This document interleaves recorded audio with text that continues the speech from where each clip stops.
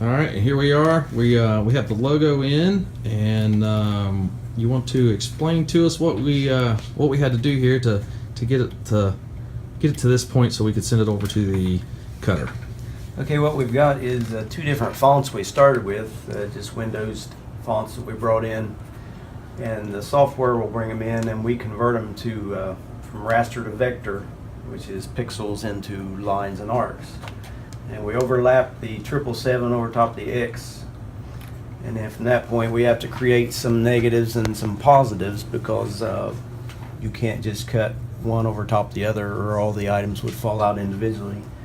So we've created with the green lines sort of an internal cut, which will fall out and should leave the white lines on the outside, which will be our profile, our external profile, and this will give us hopefully the logo that we're looking for. Sure, and we're going to send this over to a laser cutter, is that correct?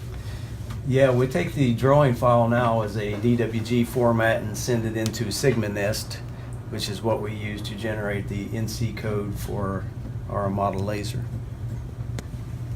So it'll output X and Y coordinates, and that's all we need on the machine. That's fantastic. The machine does the rest, huh? It does the rest, yeah. We'll tell it the material type, material thickness, and it'll do the rest. So now you've got it over here, and this software is different in that this is what calibrates the machine, or? This is actually what the laser is cut off of. Okay. Okay. He sent me the actual vector drawing. Okay. That's what he did. He drew everything up. Right. And then when it comes over to here, then I actually brought in that drawing, and we did a few modifications. It had a few lines that needed to be trimmed or something like that. You got to clean up all his mistakes, is that what you're saying? No. He doesn't have. But I could go back in and change this at any time. I can go into this geometry and I could change the whole thing on the fly.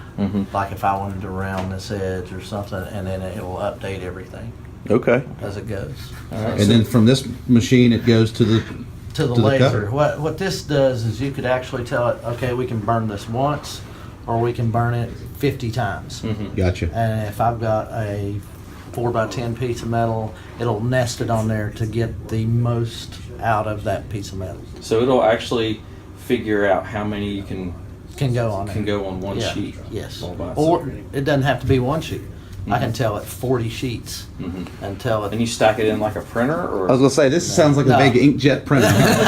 No, you actually don't stack it in. It's only one sheet of metal at a time, but it can tell you how many, like if I had multiple parts, I can tell it I need 500 of one part or 600 of another part. Okay. And it'll weave them all together and put them in, and it saves metal for you. Okay. Okay? Well, can you show us or walk us to the next step, or where this thing is going, and Yeah. we can go from there? Build this here. Like, hey, we've got a place that you can come and actually do this at, you know. And, so that's kind of what we're up to, and that's why we wanted to, kind of do it this way, and not so serious and kind of off the hip, is because there really is so much stuff that you all can do here to really set and go through every single bell and whistle.